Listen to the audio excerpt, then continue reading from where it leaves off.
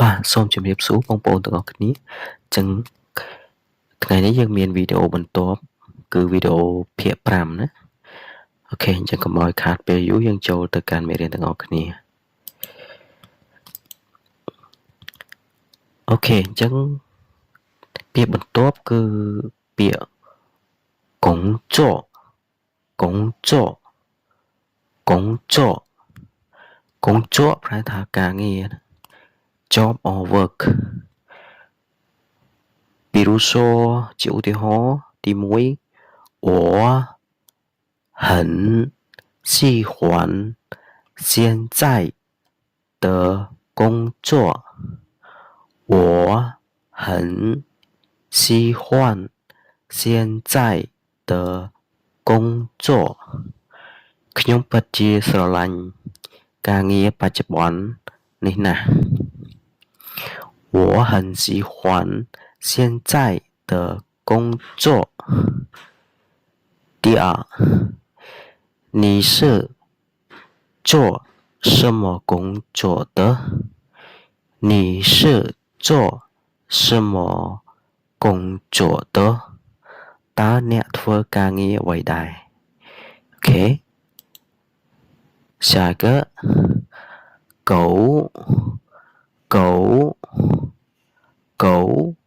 ឆ្កែណា dog 比如说第一就ឧទាហរណ៍ទី1狗都太喜欢吃狗都太喜欢吃狗都太喜欢吃សត្វឆ្កែសុទ្ធតែចូលចិត្តស៊ីណាសត្វឆ្កែសុទ្ធតែចូលចិត្តស៊ីមិនដឹងស៊ីអីទេអូខេ第二ឧទាហរណ៍ទី2小狗在椅子下面呢小狗在椅子下面呢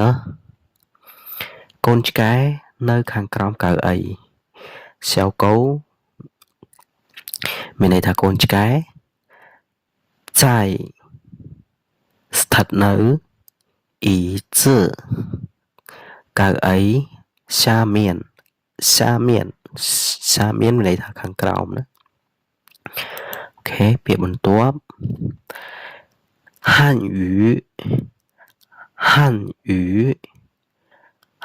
语ភាសាចិន Chinese 就ឧទាហរណ៍ទី1我会说汉语我会说汉语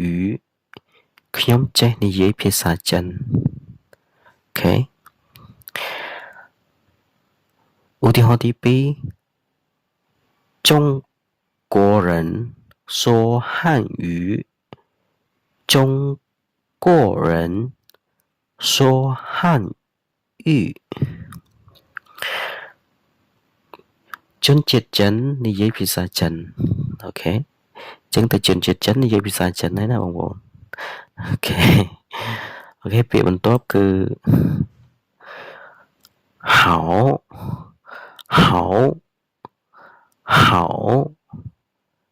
好ប្រែថាល្អឬក៏ណាស់ណា good well also 就ឧទាហរណ៍我的电脑里有好多的东西我的电脑里有好多的东西នៅក្នុងកុំព្យូទ័ររបស់ខ្ញុំមានគ្រឿងជាច្រើនអូខេទី2他是我的好朋友他是我的好朋友គាត់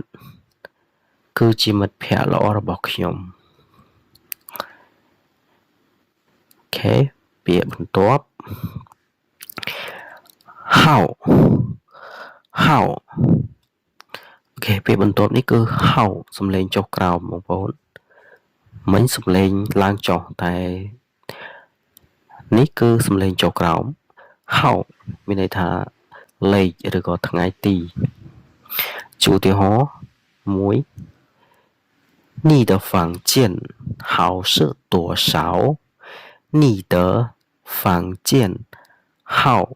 是多少តើបន្ទប់របស់អ្នកលេខប៉ុន្មាន第二ឧទាហរណ៍ទី2今天是2025年3月30号今天是2025年3月30号ថ្ងៃនេះគឺជាថ្ងៃទី30ខែមីនាឆ្នាំ2025អូខេ今天ថ្ងៃនេះគឺជា2025年ឆ្នាំ20253月ខែ3ឬក៏ខែមីនា30号30号ទី30ណាអូខេពីបន្ទាប់下一个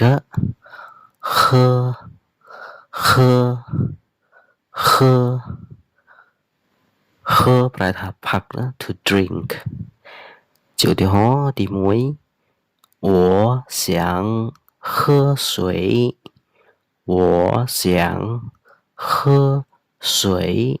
ខ្ញុំចង់ផឹកទឹក第二爸爸喜欢喝茶爸爸喜欢喝茶ប៉ាចូលចិត្តផឹកទឹកតែអូខេ喜欢ចូលចិត្ត喝ផឹកឆាទឹកតែពាក្យបន្ទាប់គឺហើសំឡេងឡើងបងប្អូនមិញសំឡេងស្មើតែពេលនេះសំឡេងឡើងហើកន្លែងនេះគឺមានន័យថានឹងវាជាធ្នាក់ប្រើភ្ជាប់ពាក្យណានឹងឬក៏ជាមួយ and or with ជាឧទាហរណ៍妈妈和爸爸叫我妈妈和爸爸叫我ម៉ាក់និងប៉ាហៅខ្ញុំណាអូខេ第二我家有妈妈爸爸妹妹和我我家有妈妈爸爸妹妹和我ផ្ទះរបស់ខ្ញុំមានម៉ាក់ប៉ាប្អូនស្រីនិងខ្ញុំអូខេតោះណាបងប្អូនអូខេ下一个ពាក្យបន្ទាប់គឺ很ប្រែថាណាស់ very ណាប្រែថាណាស់វាគឺជាគុណកិរិយាប្រើបញ្ជាក់ន័យឲ្យគុណនាមដើម្បីបង្កើតឲ្យនាមនោះsorry បញ្ជាក់ន័យឲ្យគុណនាមដើម្បីធ្វើឲ្យគុណនាមមានលក្ខណៈកាន់តែមានលក្ខណៈកាន់តែខ្លាំងឡើងណាជាឧទាហរណ៍第一这个苹果很大这个苹果很大អូខេផ្លែប៉ោមនេះធំណាស់第二在商店里有很多东西在商店里有很多东西នៅក្នុងផ្សារលក់អីវ៉ាន់មានរបស់របរច្រើនណាស់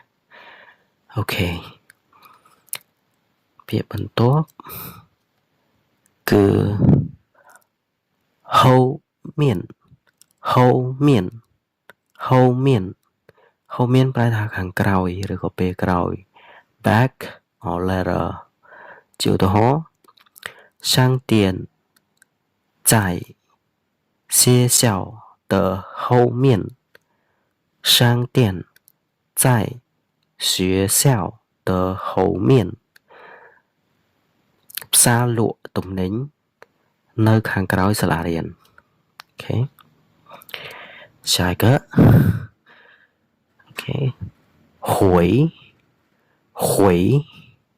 回ប្រែថាវិលវិញឬក៏វិលត្រឡប់អញ្ចឹងណាឬក៏ឆ្លើយសំណួរឆ្លើយតប to go back or to answer ជាឧទាហរណ៍ទី1我坐出租车回家我坐出租车回家ខ្ញុំជិះឡានតាក់ស៊ីត្រឡប់ទៅផ្ទះ第二你什么时候回来你什么时候回来你什么时候回来តើពេលណាអ្នកវិលត្រឡប់មកវិញអូខេណាអធិស្ឋានម្ដងទៀតបងប្អូនតើតើទៅនឹង拼音របស់ពាក្យ什么ណាមិនមែន什么ទេគឺ什么ដោយសារតែ拼音វាលោតទៅសំឡេងនេះគឺលេខ10ណាបងប្អូនអូខេអញ្ចឹងសម្រាប់វីដេអូថ្ងៃនេះយើងមានតែប៉ុណ្្នឹងទេអរគុណសម្រាប់ការតាមដានវីដេអូតាំងពីដើមរហូតដល់ចប់អញ្ចឹងបងប្អូនកុំភ្លេចជួយចុច like ក៏ដូចជាចុច subscribe និងរូបសញ្ញាកណ្ដឹងដើម្បីទទួលបាននៅវីដេអូអាប់ដេតជារៀងរាល់សប្តាហ៍អរគុណសូមជម្រាបលា